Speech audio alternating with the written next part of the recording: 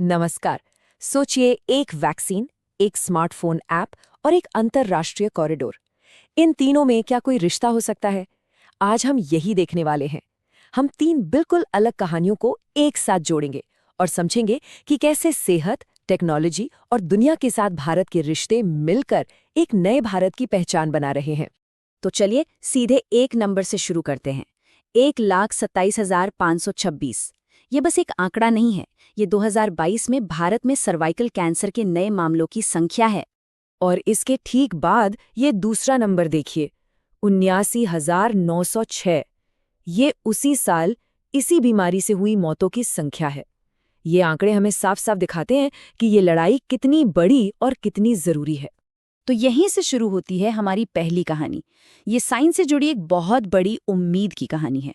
Cervical cancer के खिलाफ भारत की जंग, और इस जंग का सबसे बड़ा हथियार है एक टीका, एक वैक्सीन। तो सवाल ये है कि ये बीमारी होती कैसे है।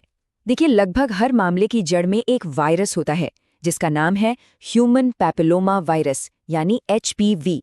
लेकिन अच्छी खबर ये है कि इसे रोका जा सकता है। और भारत का जो ये नया वैक्सीनेशन प्रोग्राम है वो ठीक इसी वायरस के सबसे खतरनाक स्ट्रेन्स को टारगेट करने के लिए बनाया गया है। अब ये स्लाइड देखिए, ये बताती है कि ये लड़ाई भारत के लिए कितनी ज्यादा जरूरी है। साउथ ईस्ट एशिया में सर्वाइकल कैंसर के हर 3 में से 2 मामले अकेले भारत में होते हैं।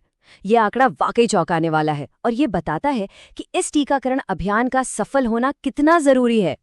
और ये चार्ट समस्या की एक और परत खोलता है। WHO कहता है कि कम से कम 70% महिलाओं की स्क्रीनिंग होनी चाहिए, लेकिन भारत में ये दर 2% से भी कम है। और जब जांच इतनी कम हो तो आप समझ सकते हैं कि HPV वैक्सीन जैसी रोकथाम वाली रणनीति और भी ज्यादा जरूरी हो जाती है। लेकिन इस वैक्सीन के साथ भारत का सफर हमेशा आसान नहीं रहा है। एक दशक पहले हुए एक ट्रायल में कुछ दुखद मौतें हुई थीं, जिसने बहुत गंभीर सवाल खड़े कर दिए थे। हालांकि बाद में जांच में इन मौतों को सीधे वैक्सीन से नहीं जोड़ा गया, पर इसने हमें एक बहुत बड़ा सबक सिखाया। वो ये कि पूरी पारदर्शिता और मजबूत सेफ्टी प्रोटोकॉल सबसे ज्यादा जरूरी हैं। और इसी सबक को ध्यान में रखकर मौजूदा प्रोग्राम को बहुत सावधानी से आगे बढ़ाया जा रहा है। अच्छा, तो ये तो हुई शारीरिक सेहत की बात। अब आते हैं एक बिल्कुल अलग लेकिन उतनी ही बड़ी चुनौती पर। ये है टेक्नोलॉजी से जुड़ी मानसिक सेहत की चुनौती। और यहाँ समाधान एक टीके जितना सीधा नहीं है। ये डिजिटल एडिक्शन का एक बहुत ही उलझा हुआ कानूनी और सामाजिक सवाल है। जब देश की सबसे बड़ी अदालत सुप्रीम कोर्ट ऐसी भाषा का इस्तेमाल करे तो समझ जाइए कि हम किसी मामूली मुद्दे की बात नहीं कर रहे हैं। कोर्ट के मुताबिक ये जीवन और मृत्यु का सवाल है। इससे पता चलता है कि ये समस्या कितनी गहरी है।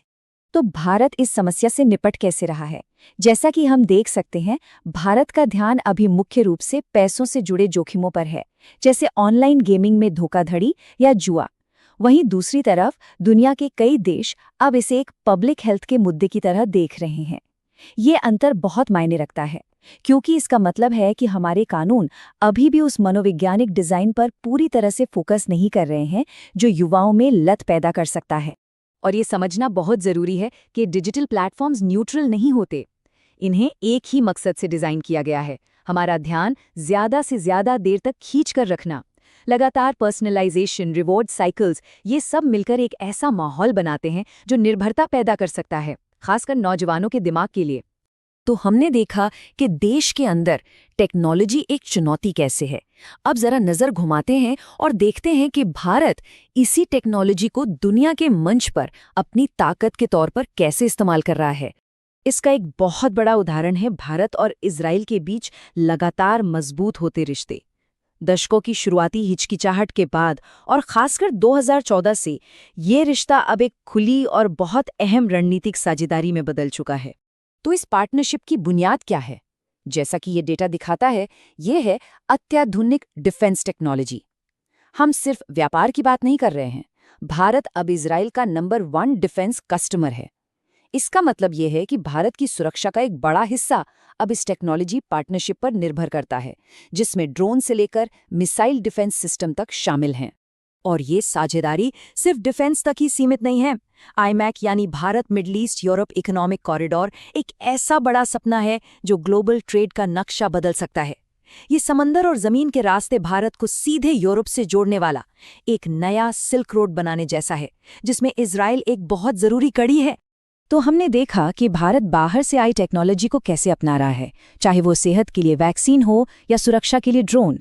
और ये हमें एक बहुत बड़े सवाल पर ले आता है, कोई भी देश बाहरी चीजों को अपनाकर अपनी एक अलग पहचान कैसे बनाता है। और इसका सबसे ठोस उदाहरण शायद टेक्नोलॉजी में नहीं, बल्कि दिल्ली की इमारतों में छिपा है। ये एक बहुत ही दिलचस्प सोच है ना? एडविन लुटियंस एक ब्रिटिश आर्किटेक्ट थे, लेकिन उनकी बनाई दिल्ली को आज हम सब अपनी विरासत मानते हैं, किसी विदेशी की बनाई हुई चीज नहीं। ये दिखाता है कि कैसे बाहर से आई चीजें एक देश की पहचान का हिस्सा बन सकती हैं। और ये कोई इत्तेफाक नहीं था, ये एक सोची समझी रणनीति थी। उस वक्त के वाइसराय लॉर्ड हार्डिंग ने जोर देकर कहा था कि नई राजधानी के डिजाइन में भारतीय आर्किटेक्चर के तत्व जरूर शामिल किए जाएं, ताकि वो यहाँ के लोगों को अपनी लगें। मतलब एक राजनीतिक जरूरत से एक कलात्मक समाधान निकला। ये स्लाइड दिखाती है कि लुटियंस की असली प्रतिभा क्या थी। उन्होंने सिर्फ भारतीय डिजाइन्स को कॉपी नहीं किया, उन्होंने एक यूरोपीय ढांचे के ऊपर भारतीय आत्मा को बड़ी खूबसूरती से पिरोया। सांचे के स्तूप जैसा गुंबद, राजस्थानी छतरियां और मुगल जालियां। नतीजा एक ऐसी स्टाइल थी जो ना तो पूरी तरह ब्रिटिश थी और न ही पारंपरिक भारतीय। वो कुछ बिल्कुल नया और अनोखा था, एक सच्ची दिल्ली स्टाइल। और बस यही बात हमें हमारे मूल सवाल पर वापस ले आती है। HPV वैक्सीन से लेकर इजरायली ड्रोन तक और लुटियंस की दिल्ली तक, ये सभी एक ही कहानी कहते हैं कि एक देश की असली ताकत बाहरी आइडियाज को अपनाने और उन्हें कुछ नया, कुछ अपना बनाने की कला में है। तो अंतिम सवाल यही है, भारत भविष्य में इस कला में कितना माहिर हो पाएगा? इस पर सोचिएगा जरूर।